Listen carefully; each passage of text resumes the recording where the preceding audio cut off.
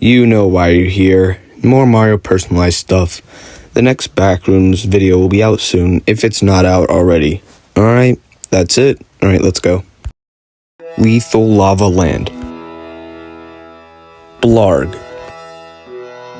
Blarg is an enemy that has first appeared in Super Mario World, appearing as a fiery blob that jumps out of the lava to attack the player.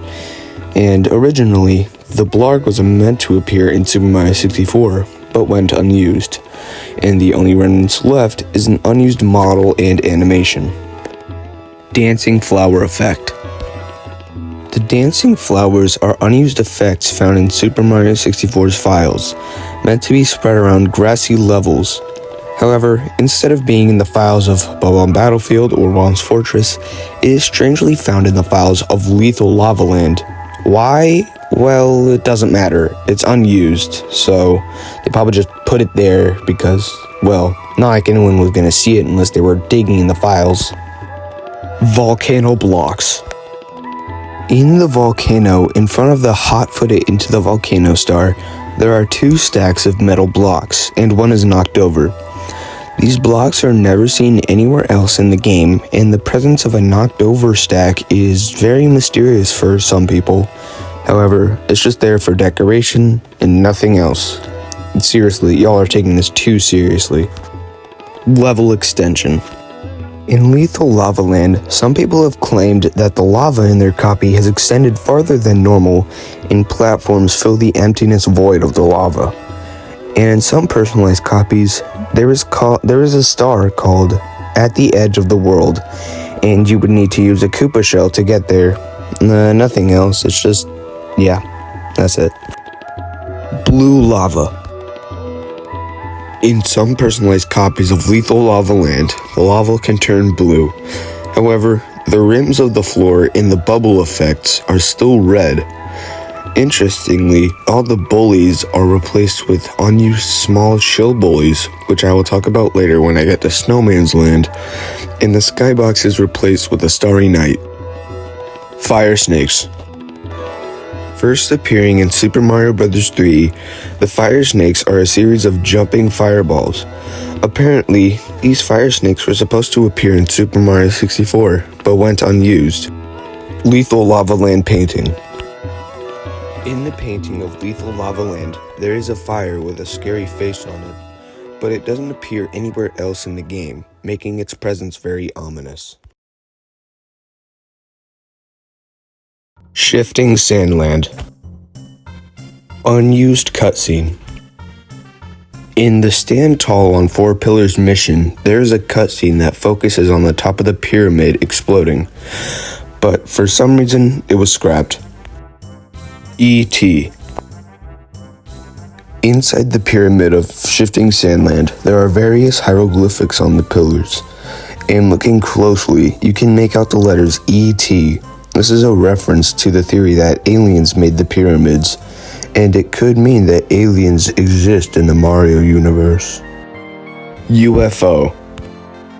On rare occasions, you could look up and see a UFO in the sky, but it quickly flies away.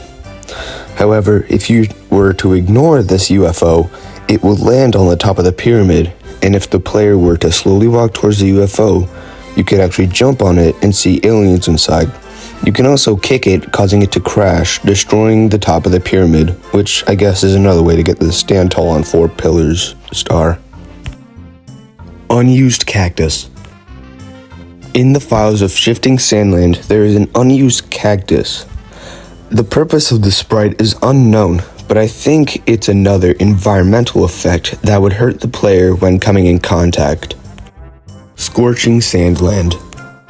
In some copies of Super Mario 64, a harder version of Shifting Sandland can be found on the 3rd floor, but instead it's called Scorching Sandland. This level features much more sinkholes, the unused dry bones enemy, and a version of iRock with a 3rd hand. This level is likely a result of dynamic level rearrangement. Klepto's Blue Star. After completing and re-entering the first mission, Klepto still holds an uncollected golden star. Strangely, in the files, a version of Klepto holding a blue star goes unused. It's probably an oversight by the devs.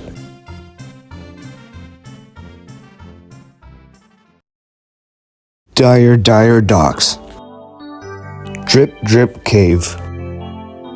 Drip Drip Cave is a dark aquatic cavern, very reminiscent of Jolly Roger Bay, though with a purple hue. This level uses the same song as Hazy Maze Cave, but in some cases, it just uses the JRB music. The most common way of entering this level by glitching through the hatch, usually opened by completing the first mission. Another way is to enter through the Unagi's tunnel in Jolly Roger Bay. The missions include using the metal cap to defeat a big boo at the sunken ship, clearing boos in the underwater cave, 8 reds, a version of the Can the Eel Come Out to Play mission, and being out in the open, and finding 2 secrets instead of the usual 5. Cheep Cheeps. Cheep Cheeps are enemies that first appeared back in the original Super Mario Bros. However, they were apparently supposed to appear in Super Mario 64, but instead were replaced by Bubs. But unlike the Bubs, the Cheep Cheeps were apparently able to be defeated, but the ways are inconsistent. Behind the Portal. After completing the first mission of Dire Docks, the water portal they use to enter the level moves backwards. Some people believe that there is a way to get behind the portal to reach the wall behind it. The ways to do this include finding a hidden star in Dire Docks or Bowser in the Fire Sea, jumping into a wall leading to the hallway, similarly to Shifting Sandland, finding a hallway in the castle dungeon that leads to the area, collecting 121st star, or escaping the Wario apparition. When you reach the area, you can get Luigi, a hidden level, summoning the Wario apparition, which doesn't make sense, because I thought that's a way to get it, whatever, and unlocking Yoshi or Wario. Water Mines. Water Mines are smaller versions of the bombs in the Bowser boss fights. This object would have appeared in Dire Docks, specifically in the tunnels leading to the submarine section, and would explode when coming in contact. But for some unknown reason, this object was unused, probably due to time constraints.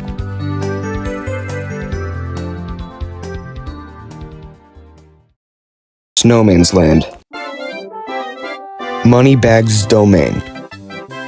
Moneybags' domain is a secret area in Snowman's Land, and the ways of accessing this area varies, but it's most commonly accessed by having an enemy knock Mario through a wall. The area is large, flat surface similar to the secret slide, but flooded with coins. The exact number of coins in this area is unknown, but it's speculated that it's in the hundreds. Due to the amount of coins, the game lags a lot and can even crash if not careful. You can get 100 coin star, actually multiple of them, and the star warps them back to the main castle. All the stars just group into one, so yeah, you can't get infinite stars from this. Due to the amount of coins, people thought that this was a test room for amount of coins that the Nintendo 64 can handle at once. Small Chill Bullies. As mentioned in the Lethal Lava section, there is an unused version of the Chill Bully boss found in Snowman's Land. These versions are smaller and act like normal bullies from Lethal Lava Land, and will shove the player, probably used during the fight with the normal Chill Bully. Strangely, these enemies went unused. I personally think that this would have made the Chill Bully bite better, so it just makes me confused that these enemies went unused. Oh, that rhymed. I'm like Dr. Zeus. I mean Zeus, it's 12 o'clock in the morning, give me a break. Bob-omb Battlefield Remix.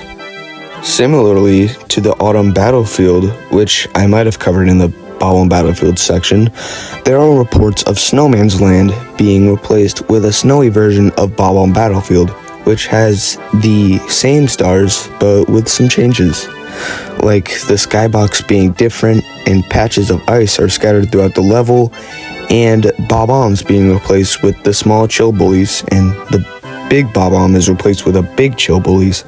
And the way to defeat this big Bob-omb is by knocking him off the tower, even though there's no like icy lava stuff to knock him in. Whatever, it's fine.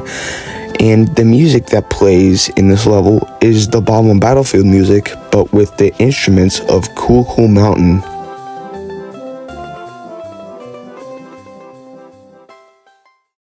Wet Dry World. Negative emotional aura.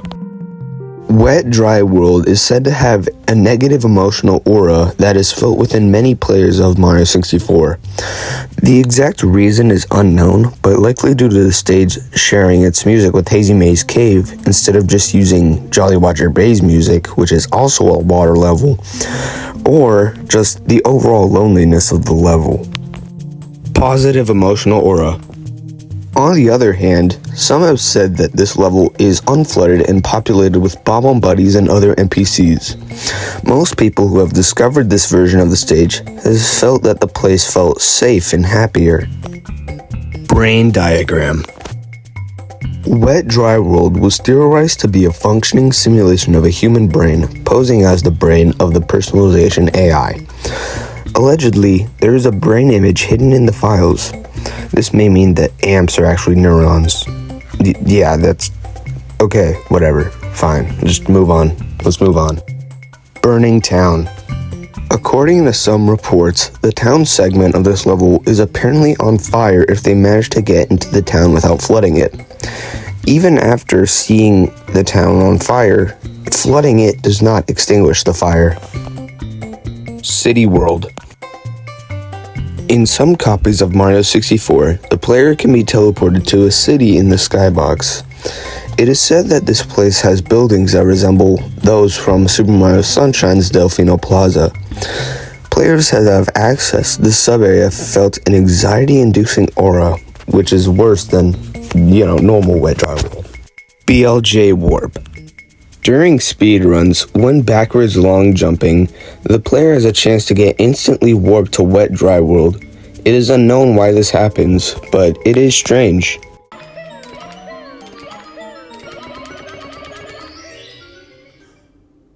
Okay. Painting oddities. The painting for Wet Dry World is odd, like how Skeeter on the painting is green instead of being the regular light blue, and also due to the Skeeter looking depressed, not just in the painting, but in the regular game, which is odd because, I thought this game was supposed to be like happy, fun game for like little kids, but, whatever.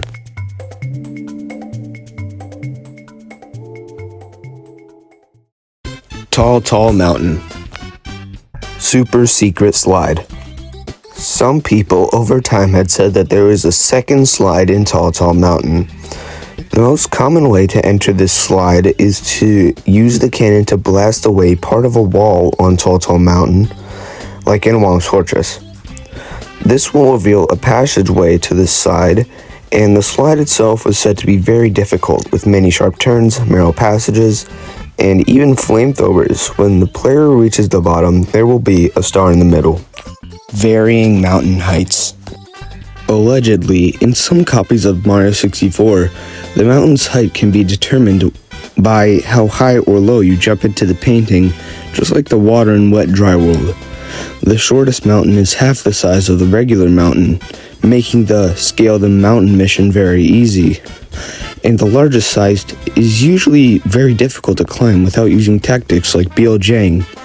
This is kind of strange because, Tall Mountain's painting is like the smallest in the game, so like how would you even, I don't know, just next thing.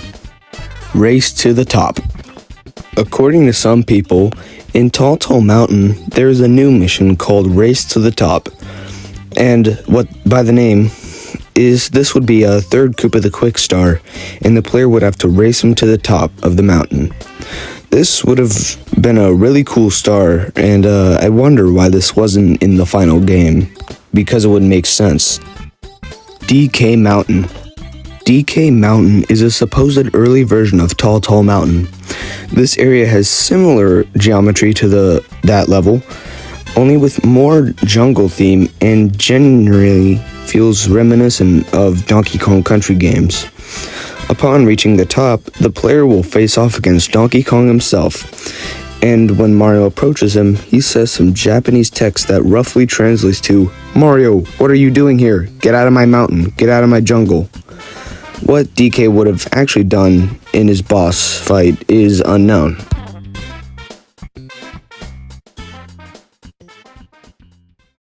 Tall Mountain.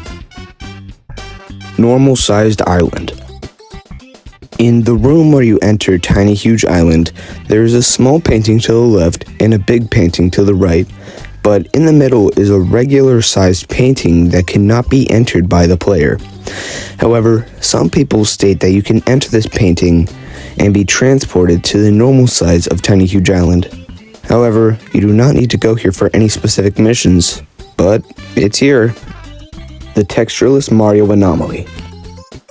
The Textureless Mario Anomaly is said to appear in personalized copies and will usually result in bugs, crashes, and texture flickering. While the anomaly is active, the HUD, the pause screen, and the geometry will flicker and the textures may appear black. And most importantly, Mario will lose all his textures, making him this scary, weird version of Mario. And if you want more information, I would recommend Swanky Box's video about this anomaly. He goes more in depth and, well, actually talks about it more. But me, I have stuff to do. I have places to be, and Mario personalized stuff to talk about. Unused chain texture. Yep, it's a chain. It was probably supposed to appear in the Wiggler boss fight. Maybe for just decoration, but who knows? It's unused for a reason. Yeah, this is where personalization really slows down, which means we'll get through these courses faster, and we'll talk about the new original courses that the personalization AI made up. So yeah, that's pretty awesome. Look forward to that, maybe in the part 4.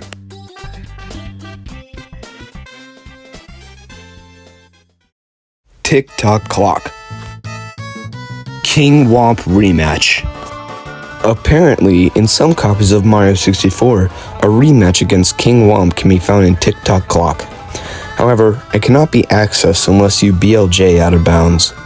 It is described as a large circular room with a clock on the floor, and when interacting with King Womp, he says, you thought you've seen the last of me, Pipsqueak? Think again. There's no way out of this place. It's just you and me. Once you try to stomp on me again, The battle itself is a harder version of the Womp's Fortress fight. He moves faster and gets up much faster after being on the ground. He also takes 6 hits to defeat instead of the regular 3. And after defeating him, he says, no, how could this be? How could such a pipsqueak like you defeat me again? You haven't seen the last of me still. Now take this star and scram. Negative emotional aura.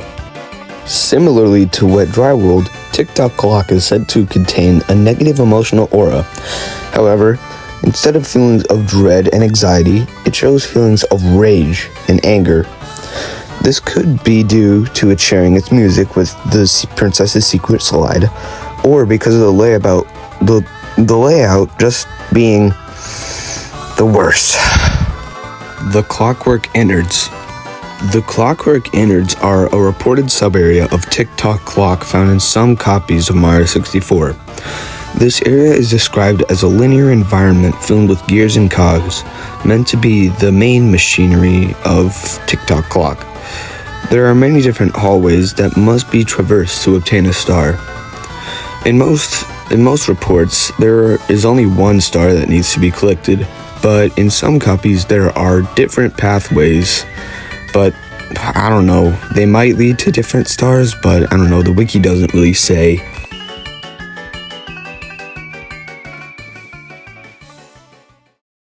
Rainbow Ride. Rainbow Village. Rainbow Village is a sub-area of Rainbow Ride. Well, obviously. The sub-area contains houses from Wet Dry World, and the ground contains the unused Dancing Flowers effect. It also contains a statue similar to the Toad Shrine, but whether or not it is related is unknown. There are toads and Bob-omb's buddies who inhabit the village, though there were friendly Goombas, regular Bob-ombs, and Koopas reported as well. Inside the airship. In some copies of Mario 64, the player can supposedly enter the airship by ground pounding at a certain spot. Inside the airship is a large wooden area filled with rooms separated by doors. Well, yeah, that's how rooms work. This area is populated with Goombas, Bob-ombs, and the unused Hammer Bros enemy. This area contains a red coin mission that counts as a secret star. That's it. Paragoomba. Paragoombas are enemies that first appeared in Super Mario Bros. 3 and are supposedly able to appear in Mario 64 in the course Rainbow Ride. They have the ability to jump around or are able to fly similar to using moon jumps.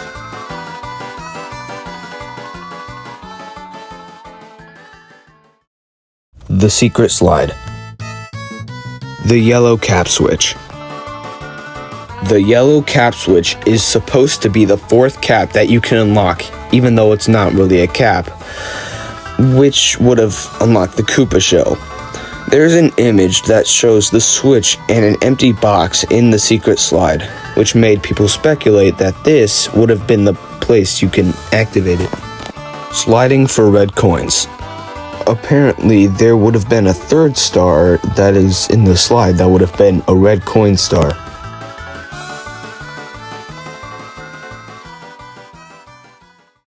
The Secret Aquarium. Aquarium Limbo. In some copies of Mario 64, the Aquarium Limbo can be found in place of the Secret Aquarium. This place is identical, but there are some differences, like how the aquarium has the Big Boo's Haunt skybox and darker lighting, and also the lack of coins. Because of this, the player has no choice but to let Mario slowly drown. Wing Mario over the rainbow. Walking on the rainbows. In some copies, there is a rainbow path leading to a lone cloud with a star on it. However, the rainbows are purely cosmetic in the actual stage. So, yeah, I don't know what this is talking about. Or you could just use the wing cap to get to the star. I don't know. How would you even walk on them? I don't know why this entry isn't called the star on like the lonely cloud or something. Because there's just one path that you can walk on that's stated, not. I thought like there was going to be every rainbow that you can walk on, but, you know, I'm wrong. Wing Mario over the starry sky. Wing Mario over the starry sky is an anomalous form of Wing Mario over the rainbow, found in some copies of Mario 64. It is accessed by the internal clock anomaly during nighttime. The clouds are said to be replaced with star platforms, and the skybox becomes nighttime, and there are several towers from Tower of the Wing Cap around the level. You still have to collect 8 red coins. That's still like the main mission. Temperature oddity. Strangely, Wing Mario over the rainbow is considered a cold level. This is because if Mario stands still, he plays a shivering animation. Why? Nobody knows. Tower of the Wing Cap. Inside the tower. In some personalized copies of Super Mario 64, the player can enter one of the 5 towers in the level. This is usually done by flying into a cracked window or just a cracked wall, leading to a small sub-level. This sub-level spawns the player at the bottom of the tower, requiring them to platform to get a star. However, sometimes you can end up at the bottom and you can end up at the top and must go down instead of up. This level does ironically not use the wing cap, but instead uses cannons to get to the top. Flying into the sun. In some personalized copies of Mario 64, it is possible to fly into the sun that is on top of the level. which would send the player to a stage similar to Lethal Lava Land. The mission in this level is to collect 8 red coins, nothing more than that. Cavern of the Metal Cap. Break the crystals. In some copies of Super Mario 64, there is a secret mission in Cavern of the Metal Cap. Reports claim that the player would have to use Metal Mario to break 5 crystals by punching or kicking, reminiscent of the secret stars or the silver stars from 64DS. After breaking all of them, the player will be rewarded with a star. Buzzy Beetles. Buzzy Beetles are enemies that first appeared in the original Super Mario Bros. And would have appeared in Super Mario 64. These enemies are similar to Spinies, but without the spikes, and the shell is blue, and also their eyes are red. And they act similar to Koopas. They roam around and chase the player when spawning them, and after stomping on them, the player can ride on the shell. But yeah, that's basically it. It's basically just a spiny shell and a Koopa, but, you know, Buzzy Beetle, of course. Vanish Cap under the Moat. Behind the Wall. In some copies of Super Mario 64, there's a secret mission in Vanish Cap under the Moat where you have to use the invisible cap to go through a wall, to get a star. Most of the time the wall is slightly transparent, but the AI sometimes forgets to change the wall's appearance. That silly AI, that little rascal, him. But okay, can I leave now? Bowser in the Dark World. Big Goomba. In some copies of Mario 64, a big Goomba appears as a mini-boss in Bowser in the Dark World. They appear in the way of the player's path, and to defeat them takes 2 to 5 hits. When defeated, they can drop either of these things: a red coin, several coins, a power star, or some other weird collectible. I don't know, it really depends on your copy. Bowser in the Fire Sea. Podoboos. Podoboos are lava bubble enemies that first appeared in Super Mario Bros. Game, in the first Super Mario Bros., and have been reported to appear in Bowser in the Fire Sea. These enemies jump from the lava and damage the player upon contact. Nothing much more than that. It's just an enemy being reinserted from the Super Mario Bros. Series. Nothing too special. Bowser in the Sky. Fwoosh. In some copies of Super Mario 64, Fwooshes, those cloud enemies from Tall Tall Mountain, can appear in Bowser in the Sky. But don't, of course. But it would be cool if they appeared in more than one stage. But, you know, yeah, that's kind of lame for the last stage in the game.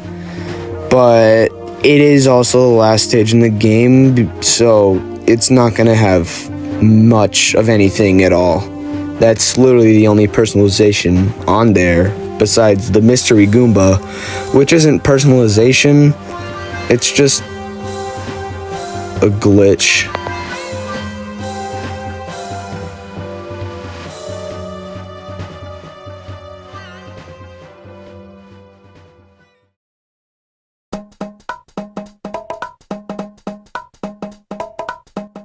And that will be it for today. I really had fun making this video, and now we are all done with the main courses in the Super Mario 64. So next time, we will talk about new personalization courses made up by the AI. Some videos I plan on doing in the future is, well, obviously the back news video. That's gonna happen very soon, so yeah, it's almost done. All right. As I'm writing this, I am working on level 18, so it's good news. And I also want to redo the Super Mario 64 DS's personalized. I'm just not very proud of that video. There's some weird audio, and I could have added more entries if I wanted to. And overall, I just talked funny, and I didn't write my own scripts. I just copied it and pasted it from the Mips Whole Wiki, which I was using. But that's all from me. Stay silly, goobers.